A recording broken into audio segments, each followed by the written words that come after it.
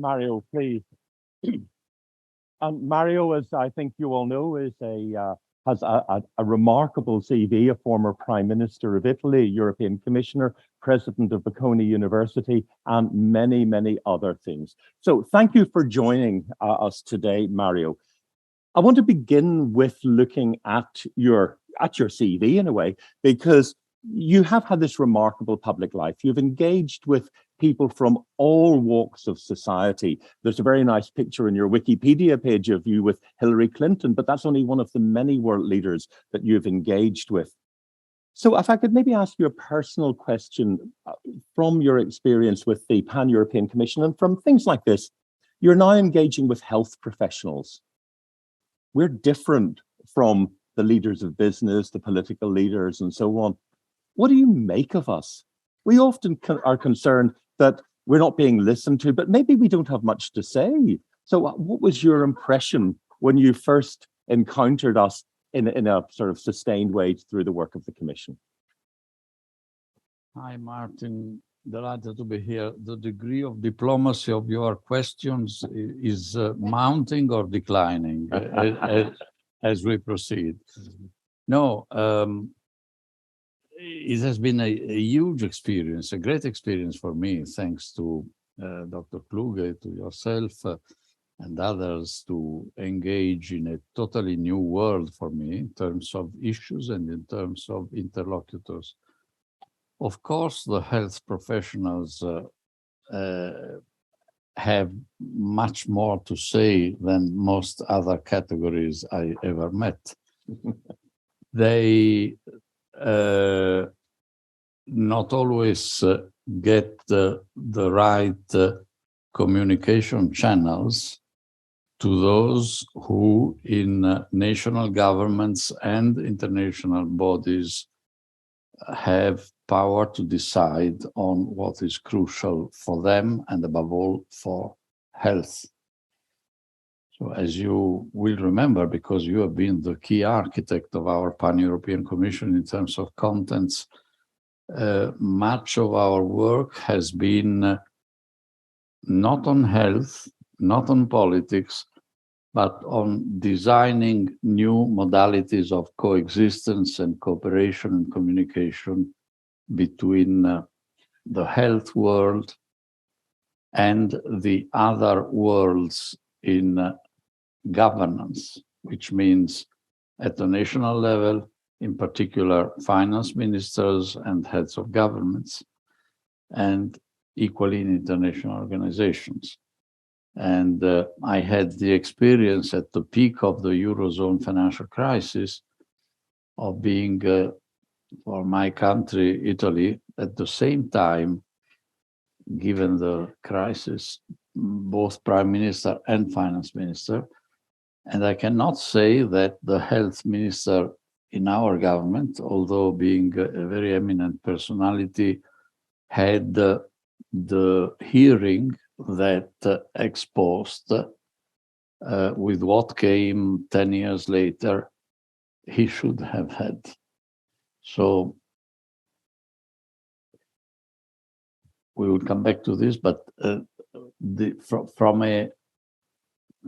the point of view of constructing an architecture of decision-making, I think the COVID tragedy must be used so as to make permanent the extremely high degree of interest that exceptionally on that occasion, the heads of governments and states and finance ministers had for health. So that means that we really need to develop the dialogues like the one that we are having here today. I tell my students in public health that they should be reading the Financial Times and The Economist, and John Byrne Murdoch in the Financial Times, I think, has been one of the leading data analysts tracking the course of the pandemic. So we need, I think what you're saying is that we need to develop our language. We need to be able to listen and to understand, and then we can have a much more constructive conversation. And now I practically read only The Lancet. And I should say that I should say that I'm also told by some of my colleagues that President Macron does as well, because he often asks his ministers questions about it. So when you were the European Commissioner, you took a very strong line on mergers and competition policy, particularly where those mergers would create strong dominant partners in the market. Yet we know that in Northern Italy in particular, many of us look with admiration at the role of small and medium enterprises working in networks as drivers of economic growth.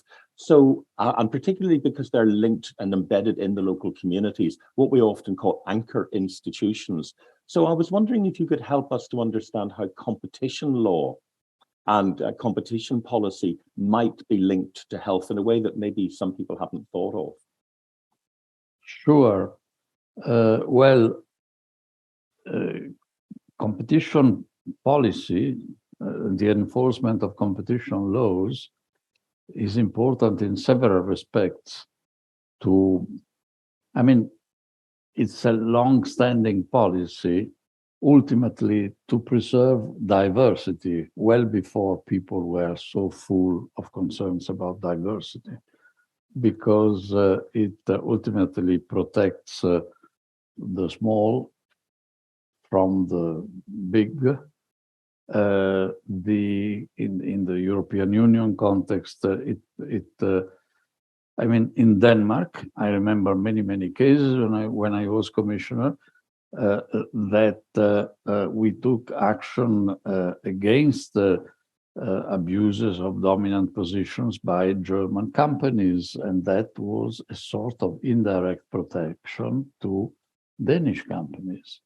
Equally, and this exists in Europe but not in the US, in Europe there is a Brussels-run control over state aids that states grant to their companies. And this is extremely important, again, for smaller companies, because normally states disburse their monies in favor of large and not always with a promising future companies. By the way, this is one of the hottest topics in Europe now, because in the European Council of March, the EU will have to take a position on how to respond to the US-made IRA, Inflation Reduction Act. And normally it's very important that Germany and France get their act together for healthy developments in the EU. That's, in my view, is a necessary but not a sufficient condition. And this time round, they risk plunging us back into an era of strong state interventions, except that given the limited fiscal space that many other countries have, relative to Germany in particular, to expand their state aids, if there is a lift on the restrictions on state aid, well, one country in particular is going to benefit with distortions to the single market and also from the point of view of equity, etc. So I'm conscious of time, so although we've got lots that we could talk on, maybe I'll just move on a little bit to the pandemic and I'll take us back to the pandemic, in fact. Whenever the virus reached Europe, many of us looked on with horror at the scenes emerging in northern Italy.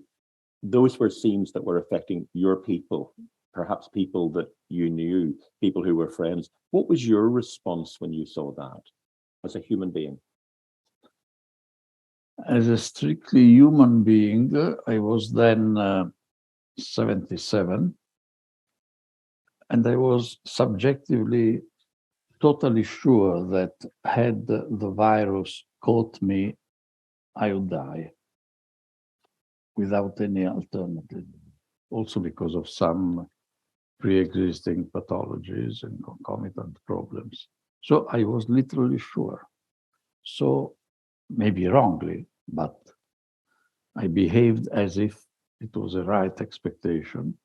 So I was meticulously compliant. Well, many Italians who do not put compliance with law always at the first place of their personal hierarchies. Believe me, but on that occasion, we were welcoming the fact that the state existed and could exercise coercion powers.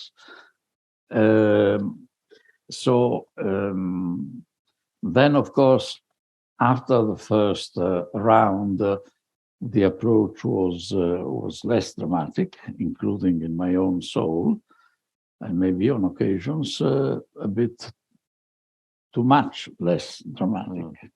And then when Hans Kluge called you and asked you to lead this commission, what was your first response? Literally, I received this invitation on my mail. I wrote back, sorry, probably this mail has been misdirected. And I said, Monti is a very frequent family name in Italy. Mario also. No, normally, if you don't have Mario as your first name, you hardly can become prime minister these days in Italy. And so I said, dear Dr. Kluge, I don't have the pleasure to know you, but I'm afraid your office misdirected this. And he said, no. And in a polite way, he said, we are looking for you because you know nothing about health.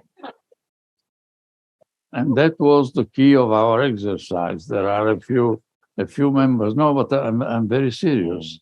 It was a very beautifully constructed commission with health specialists, with scientists, with administrators of health structures, and with 4 or 5 former prime ministers or heads of states. So that I think for the first time, there was an intimate dialogue between those who know about health and those who know how decision-making at the political level is conducted. Now, in the report, we rehearsed a number of arguments for investing in health. The moral argument is the right thing to do, the golden rule. The security argument that a government has a responsibility to protect its people, which is why it invests in armed forces. The economic argument, healthy people are more productive and stay in the labor force for longer. And the political argument, which attracted some traction from some of our commissioners, which was that if you leave people behind, they create fertile ground for populist politicians, as we have seen, for example, with Brexit and with the vote for Trump. Which of those arguments did you find most persuasive as the case for investing in health? The whole of them, because I think in life and in political life, it's normally the synergies, positive or negative, I mean, the externalities, an economist would say, among particular aspects that determine the vigor in the positive or in the negative of effects. And particularly the decline in trust that can come historically vis-à-vis the elite since quite a number of years, and vis-à-vis the real or supposed mismanagement of COVID, even more. So we have to draw to a close, unfortunately, to get back on time. But I wonder if you could say something about the legacy of the Pan-European Commission, how you conceive the work going forward. Each time, I believe that a work that we concluded in September 2021 is concluded. But then I discover that there is a leftover demand and bouncing back demand, largely you being the responsible for this. Sorry. And so it's, I mean, my colleagues on the commission and I really felt that this was one of the rare cases when scientists or other people do a work for a commission report, and then the report is not nicely shelved, but is fragmented in various parts, submitted to close examination. And now WHO Europe, I understand, is working on what use the different member states are making of this or that recommendation, etc. And in the meantime, we had, I must say, the great satisfaction that still as we were finalizing our report, one of the boldest proposals of our report, because changed the structure of international governance, that is to set up permanently at the G20 a finance and health, others would say health and finance ministers board. That has been decided, is going on. And so we, through the decisions of the G20, helped create a greater permanent intimacy, not just when a health crisis emerges, between those who command the money and those who act for something hugely more important, the health. And of course, there we had the strong personal link between you and the other Mario Draghi. So I think that just that decision by Hans to invite you at the begining was justified. I think I should pay tribute, of course, to Hans for driving the agenda forward and not putting the report on the shelf. And probably I shouldn't say this. I don't want to be either modest or immodest, but probably he did well to select the wrong person. So with that, we do need to draw to a close. I've got one final question. Looking ahead, looking at all the challenges that were described in the report, are you optimistic about the future of humanity? Yes, but only because we produced that report. Mario Monti, thank you very much indeed.